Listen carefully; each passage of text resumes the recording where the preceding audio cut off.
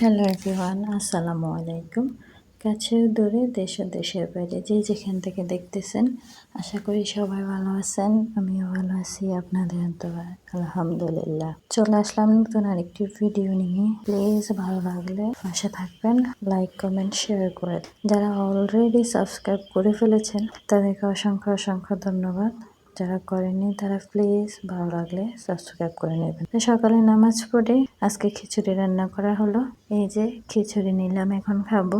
বলেন তো, এই বৃষ্টির দিনে খিচুড়ি না হলে কি চলে? খিচুড়ি তো থাকতেই হবে। আমার তো মনে হয় বাংলাদেশের প্রায় 90% মানুষের বৃষ্টির দিনে খিচুড়ি খাওয়াটা অনেক পছন্দ করে।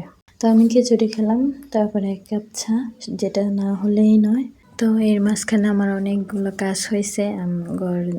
ঘর দুয়ার একটু গোছাইছি, তারপরে অনেকগুলো বেডশিট ময়লা হয়ে গেছে, বিছানার চাদর সেগুলা ধোয়ার জন্য নিয়েছি। এই তো এভাবে দিনটা যাচ্ছে। হাঁড়ি পাতিল সবগুলো ধুয়েও আনছি। এই যে এখন হচ্ছে যে আমাদের গাছের কাঁঠাল, এগুলা একদম গাছ ফাঁকা কাঁঠাল, অনেক মিষ্টি, অনেক মজা। মানে এত মজা আর নিজের গাছের কাঁঠাল বলে কথা। অনেকগুলো গাছের মধ্যে অনেক কাঁঠাল ধরছে আলহামদুলিল্লাহ। গত বছর, তার আগের বছর আরও অনেক কাঁঠাল ধরছিল, সে হিসাবে এবার তেমন কাঁঠাল ধরেনি।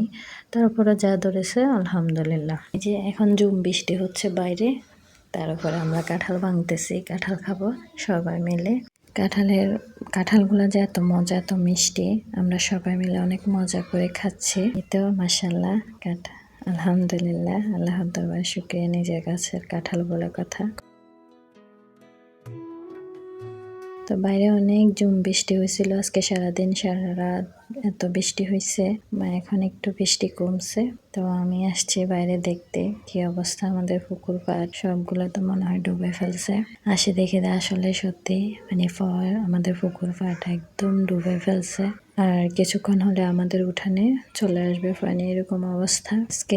কালকে সারা রাত সারা দিন বৃষ্টি হয়েছিল, তার উপরে আমাদের টিলা থেকে পানি নামছে।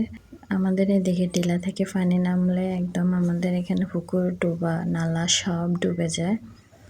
এখনও একই অবস্থা, এত বৃষ্টি হয়েছে, টিলা থেকে এত পানি নামছে। এখন আমাদের অবস্থা একদম, আমাদের দুইটা পুকুর ডুবে ফেলছে। বাইরে থেকে প্রচুর ময়লা পানি ঢুকছে। এত ময়লা পানি কিভাবে আজকে গোসল করব, কিভাবে কি করব আল্লাহ ভালো জানে।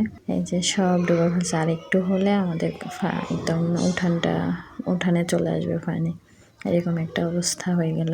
তো যাই হোক, আল্লাহ আজকে যদি আর বৃষ্টি না হয় তাহলে ইনশাল্লাহ আর কোনো সমস্যা হবে না।